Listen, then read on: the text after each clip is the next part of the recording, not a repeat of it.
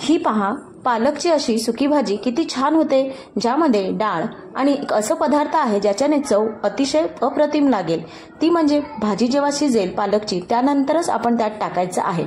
तर आपण पाहूया अग्रिस्मिता किचनमध्ये आजची रेसिपी पालक डाळ।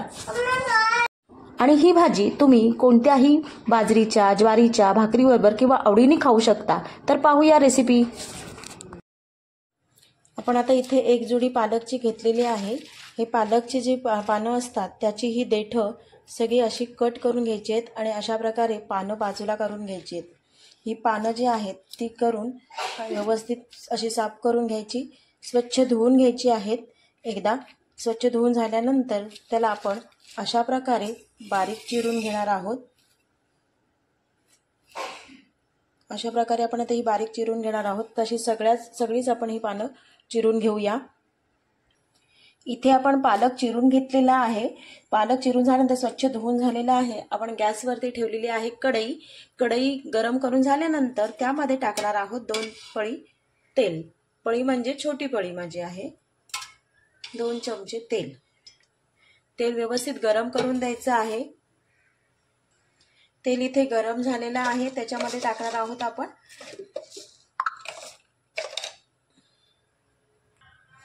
जिरं चांगलं तडतडतोय।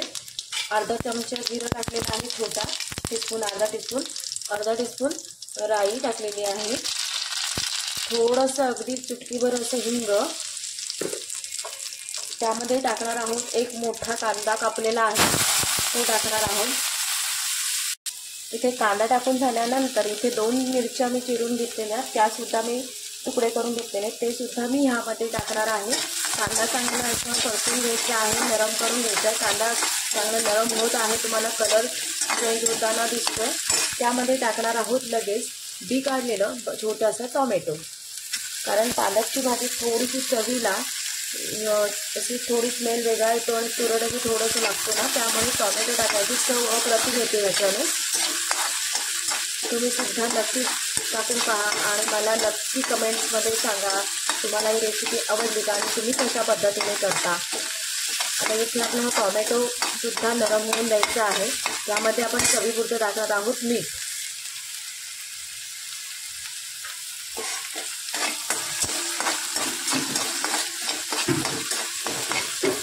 इथे कांदा आणि टोमॅटोचा रंग सुद्धा असा बदलला आणि नरम झालेला आहे।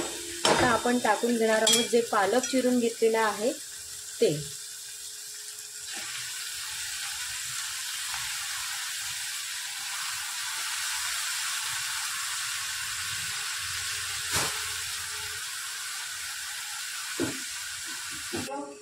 आणि इथे आता आपण ही जी डाळ मुगाची डाळ घेतलेली आहे ती मी अर्धा तास साधारणतः भिजत टाकून घेतलेली आहे, ती सुद्धा ह्या पालकच्या वरती आपण टाकून घ्यायची आहे।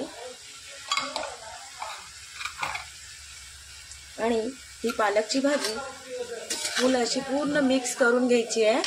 म्हणजे तुम्हाला वाटत असेल हे खूप आहे, पण खूप नाही आहे, ती नरम पडते। आता अशा प्रकारे आपण सगळी मिक्स करून घ्यायची आहे। याला पाण्याची गरज नाही, कारण पालकला स्वतःच पाणी सुटतो, त्यामुळे पालकला पाणी टाकायची गरज पडत नाही। आणि भाजी सुद्धा खूप छान आणि डाळ आणि पालक खूप छान अशी भाजी होते। तुमची मुलं आवडीने खातील, जरी खात नसतील तरी खायला लागतील, इतकी छान होते, चवीला अप्रतिम होते। आपली भाजी मिक्स करून झालेली आहे, यावरती आपण ठेवणार आहोत झाकण। इथे आपले 2 मिनिटं झालेले आहेत। आपण एकदा याचं झाकण काढून घेऊया। खूप सुंदर असं वास सुटलेला आहे। आपण ह्यामध्ये टाकणार आहोत आता मी 2-3 लसणाच्या पाकळ्या घेतल्या होत्या, त्या अशा चिरून घेतलेल्या आहेत, त्या आपण ह्यावरून टाकणार आहोत। लसणाने खूप सुंदर असं वास आणि चव सुद्धा खूप छान येते। हा एकदम असं बघा, तर इथे तुम्हाला पाणी टाकायची गरज नाही, याला खूप सुंदर असं पाणी सुटलेलं होतं, ते व्यवस्थित असं जिरून त्याच्यामध्ये डाळ सुद्धा आपली मूगडाळ व्यवस्थित शिजेल आणि पालेभाजी सुद्धा पालक सुद्धा व्यवस्थित शिजेल आणि त्याची जी स्मेल असतो तो निघून जाऊन अगदी सुंदर असं वास येतो पालकला। पालक हा खूप शरीरासाठी हेल्दी म्हणजे आहे, खूप चांगला आहे, त्याच्यापासून प्रोटीन खूप छान मिळतात। पालक आपण तसं खायला मागत नाही, पण मग अशा पद्धतीने नक्की भाजी करा, तुम्हाला नक्की आवडेल, मुलांना सुद्धा आवडेल। अजून आपण त्याची चव वाढवण्यासाठी एक त्याच्यामध्ये टाकायचं आहे, ते म्हणजे शेंगदाण्याचं कूट, पण अगोदर त्याच्या अगदी 2 मिनिटं परत आपण झाकण ठेवणार आहोत, कारण लसूण आत्ता आपण टाकलेलं आहे ते व्यवस्थित त्याच्यामध्ये शिजायला हवं म्हणून. इथे आपले 2 मिनिटं परत झालेले आहेत. आता आपण पाहूया भाजी सगळे व्यवस्थित सुकली आहे का, पाणी सगळं ऑब्झर्व झाले का. बघा किती छान अशी भाजी झालेली आहे, ऑब्झर्व झालेली एकदम. डाळ पालक काय म्हणाल ते खूप सुंदर झालेलं आहे. ह्यामध्ये आपण आता टाकणार आहोत थोडंसं अगदी शेंगदाण्याचं कूट. शेंगदाण्याच्या कुटाने खूप छान चव येते आणि शेंगदाण्याचा कूट हा थोडंसं जाडसर ठेवायचं, एकदम बारीक नाही करायचं. खाताना मग क्रंची खूप छान लागतो, चवसुद्धा खूप छान येते.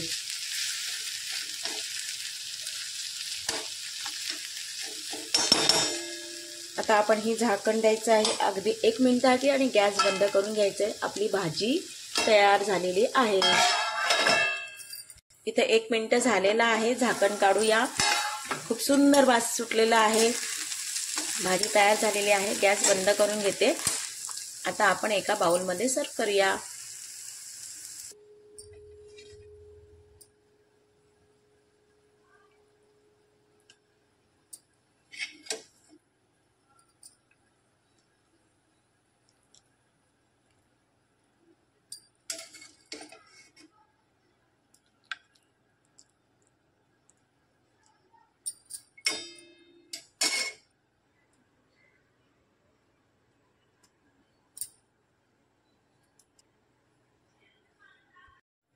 आपण आता इथे 1 जुडी पालकची घेतलेली आहे.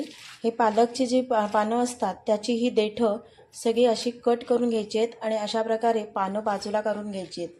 ही पानं जी आहेत ती करून व्यवस्थित अशी साफ करून घ्यायची, स्वच्छ धुवून घ्यायची आहेत. एकदा स्वच्छ धुवून झाल्यानंतर त्याला आपण अशा प्रकारे बारीक चिरून घेणार आहोत. अशा प्रकारे आपण आता ही बारीक चिरून घेणार आहोत. तशी सगळीच आपण ही पानं चिरून घेऊया. इथे आपण पालक चिरून घेतलेला आहे.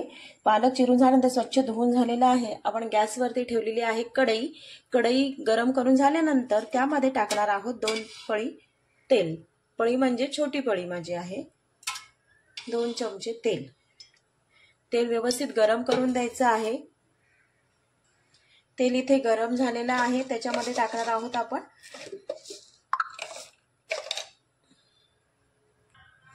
जिरं चांगलं तडतडतोय. अर्धा चमचा जिरं टाकलेलं आहे, छोटा टीस्पून, अर्धा टीस्पून राई टाकलेली आहे. थोडंसं अगदी चुटकीभर असं हिंग. त्यामध्ये टाकणार आहोत 1 मोठा कांदा कापलेला आहे, तो टाकणार आहोत. इथे कांदा टाकून झाल्यानंतर इथे 2 मिरच्या मी चिरून घेतलेल्या, त्यासुद्धा मी तुकडे करून घेतलेले, ते सुद्धा मी ह्यामध्ये टाकणार आहे. कांदा चांगला असं परतून घ्यायचा आहे, नरम करून घ्यायचा आहे. कांदा चांगला नरम होत आहे, तुम्हाला कलर चेंज होताना दिसतोय.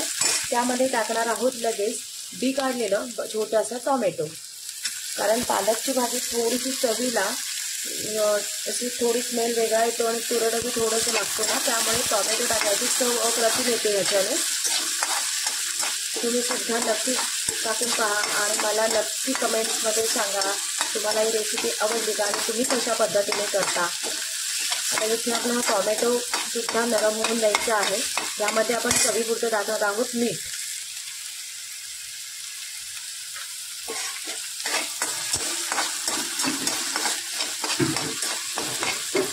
इथे कांदा आणि टोमॅटोचा रंग सुद्धा असा बदलला आणि नरम झालेला आहे. आता आपण टाकून घेणार आहोत जे पालक चिरून घेतलेला आहे ते.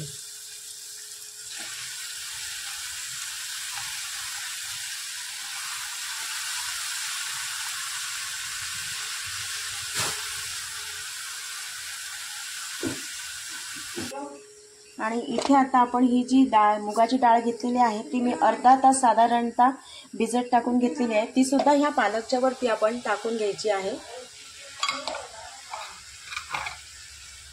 आणि ही पालकची भाजी फुल अशी पूर्ण मिक्स करून घ्यायची आहे. म्हणजे तुम्हाला वाटत असेल हे खूप आहे, पण खूप नाही आहे, ती नरम पडते. आता अशा प्रकारे आपण सगळी मिक्स करून घ्यायची आहे.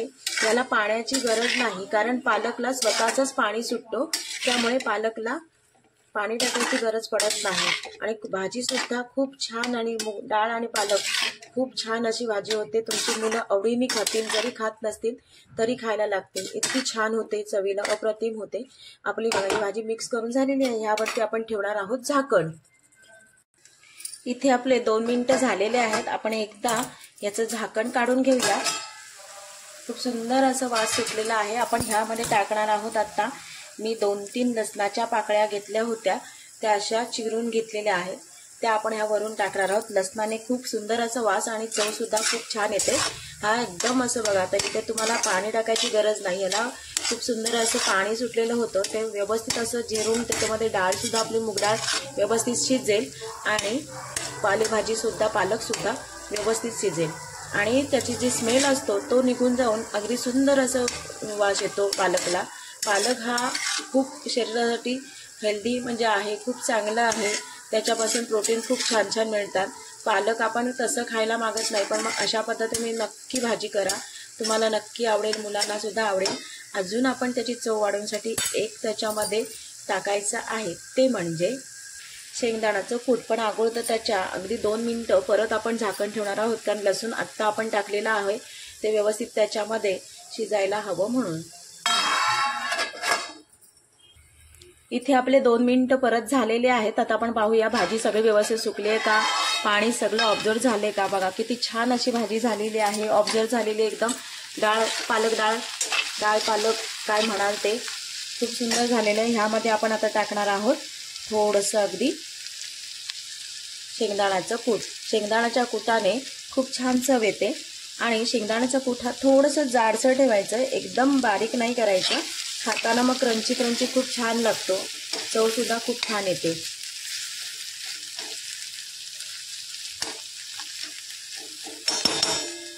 आता आपण ही झाकण द्यायचं आहे अगदी 1 मिनिटासाठी आणि गॅस बंद करून घ्यायचं आहे. आपली भाजी तयार झालेली आहे. इथे 1 मिनिट झालेला आहे. झाकण काढूया. खूप सुंदर वास सुटलेला आहे. भाजी तयार झालेली आहे. गॅस बंद करून घेते. आता आपण एका बाउलमध्ये सर्व करूया.